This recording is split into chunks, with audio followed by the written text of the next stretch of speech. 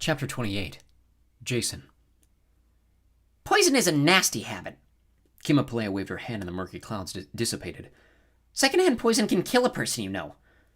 Jason wasn't too fond of first-hand poison either, but he decided not to mention that. He cut Percy out of the net and propped him against the temple wall, enveloping him in the airy shell of the ventus. The oxygen was getting thin, but Jason hoped it might help expel the poison from his friend's lungs. It seemed to work. Percy doubled over and began to retch. Ugh! Thanks. Jason exhaled with relief. You got me worried there, bro. Percy blinked, cross-eyed. I'm still a little fuzzy. But did you promise Kim an action figure? The goddess loomed over them. Indeed he did, and I expect him to deliver. Oh, I will, Jason said. When we win this war, I'm going to make sure all the gods get recognized. He put a hand on Percy's shoulder. My friend here started that process last summer. He made the Olympians promise to pay you guys more attention. Kim sniffed. We know what an Olympian promise is worth. Which is why I'm going to finish the job.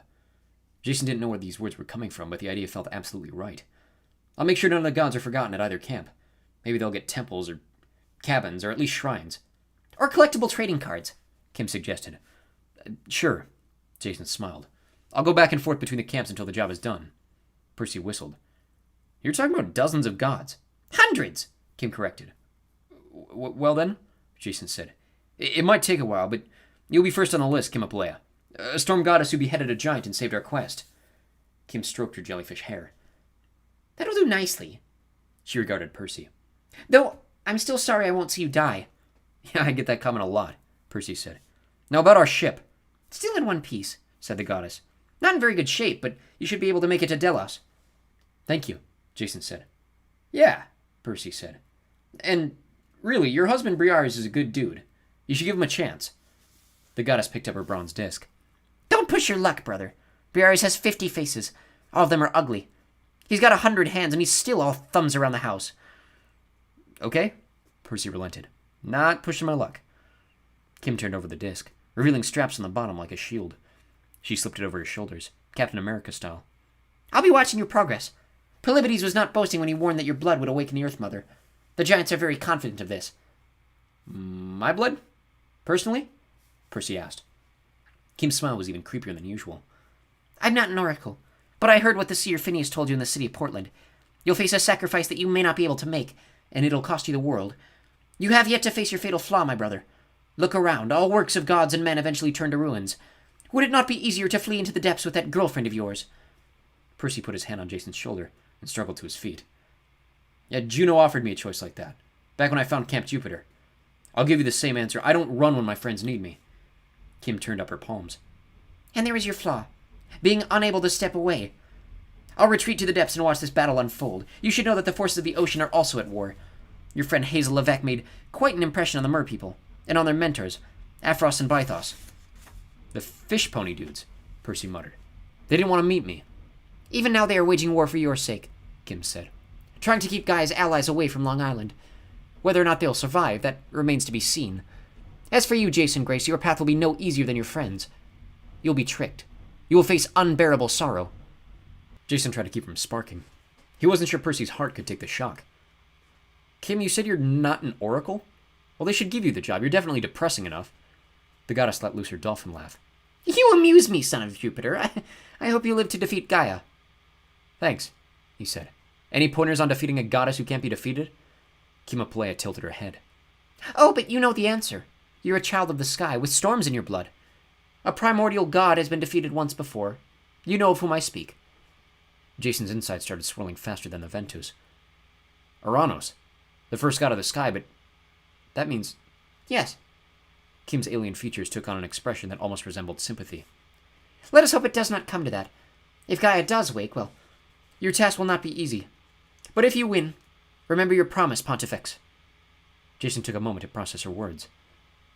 I'm not a priest. No? Kim's white eyes gleamed. By the way, your Ventus servant says he wishes to be freed. Since he's helped you, he hopes you will let him go when you reach the surface. He promises he will not bother you a third time. A third time? Kim paused, as if listening. He says he joined the storm above to take revenge on you, but he'd known how strong you've become since the Grand Canyon. He never would have approached your ship. The Grand Canyon? Jason recalled that day on the skywalk, when one of his jerk classmates turned out to be a wind spirit. Dylan? Are you kidding me? I'm breathing Dylan? Yes, Kim said. That seems to be his name. Jason shuddered. I'll let him go as soon as I reach the surface. No worries. Farewell, then, said the goddess. And may the fates smile upon you, assuming the fates survive. They needed to leave. Jason was running out of air at Dylan air. Gross. And everyone on the Argo 2 would be worried about them. But Percy was still woozy from the poison. So they sat on the edge of the ruined Golden Dome for a few minutes to let Percy catch his breath. Or catch his water. Whatever a son of Poseidon catches when he's at the bottom of the ocean. Thanks, man, Percy said. You saved my life. Hey, that's what we do for our friends. But, the Jupiter guy saving the Poseidon guy at the bottom of the ocean. Maybe we can keep the details to ourselves? Otherwise, I'll never hear the end of it. Jason grinned. You got it. How you feeling? Better, I have to admit. When I was choking on that poison, I kept thinking about Aklis, the misery goddess in Tartarus. I almost destroyed her with poison. He shivered. It felt good, but in a bad way. If Annabeth hadn't stopped me, which she did, Jason said. That's another thing friends have to do for each other. Yeah. The thing is, as I was choking just now, I kept thinking, this is payback for Aklis. The fates are letting me die the same way I tried to kill that goddess, and honestly, a part of me felt like I deserved it. That's why I didn't try to control the giant's poison and move it away from me. That probably sounds crazy. Jason thought back to Ithaca, when he was despairing over the visit from his mom's spirit. No, I think I get it. Percy studied his face. When Jason didn't say anymore, Percy changed the subject. What did Kim mean about defeating Gaia? You mentioned Uranus. Jason stared at the silt swirling between the columns of the old palace. The sky god, yeah, the Titans defeated him by calling him down to the earth. They got him away from his home territory, ambushed him, held him down, and cut him up. Percy looked like his nausea was coming back. How would we do that with Gaia? Jason recalled a line from the prophecy. To storm or fire, the world must fall. He had an idea what that meant now, but if he was right, Percy wouldn't be able to help. In fact, he might unintentionally make things harder. I don't run when my friends need me, Percy had said. And there's your flaw, Kim had warned, being unable to step away. Today was July 27th. In 5 days, Jason would know if he was right. Let's get to Delos first, he said. Apollo and Artemis might have some advice. Percy nodded, though he didn't seem satisfied with that answer. Why did Kimapleia call you a Pontiac? Jason's laugh literally cleared the air. Pontifex. It means priest. Oh. Percy frowned. Still sounds like a kind of car. The new Pontifex XLS will have you wear a collar and bless people. Nah, Romans used to have a Pontifex Maximus who oversaw the proper sacrifices and whatnot, to make sure none of the gods got mad. Which I offered to do, and I guess it does sound like a Pontifex's job. So you meant it? Percy asked. You're really going to try building shrines for all the minor gods? Yeah. I never really thought about it before, but I like the idea of going back and forth between the two camps. Assuming, we make it through the next 2 weeks and the two camps still exist. What you did last year on Olympus, turning down immortality and asking the gods to play nice instead, that was noble, man. Percy grunted. Believe me, some days I regret that choice. Oh, you want to turn down our offer? Okay, fine. Zap, lose your memory, go to Tartarus. You did what a hero should do. I admire you for that. The least I can do if we survive is continue that work. Make sure all the gods get some recognition. And who knows? If the gods get along better, maybe we can stop more of these wars from breaking out. That would most definitely be good, Percy agreed. You look different. Better different. Does your wound still hurt? My wound? Jason had been so busy with the giant and the goddess, he'd forgotten about the sword wound in his gut, even though he'd been dying from it in sickbay only an hour ago. He lifted his shirt and pulled away the bandages. No smoke. No bleeding. No scar. No pain. It's gone, he said, stunned.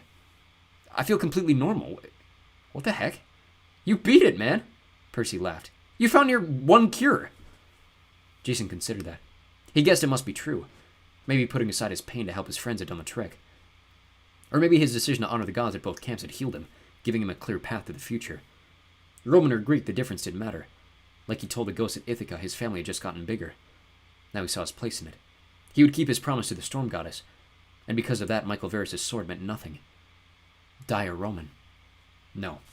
If he had to die, he would die a son of Jupiter, a child of the gods, the blood of Olympus. But he wasn't about to let himself get sacrificed. At least not without a fight. Come on. Jason clapped his friend on the back. Let's go check on our ship.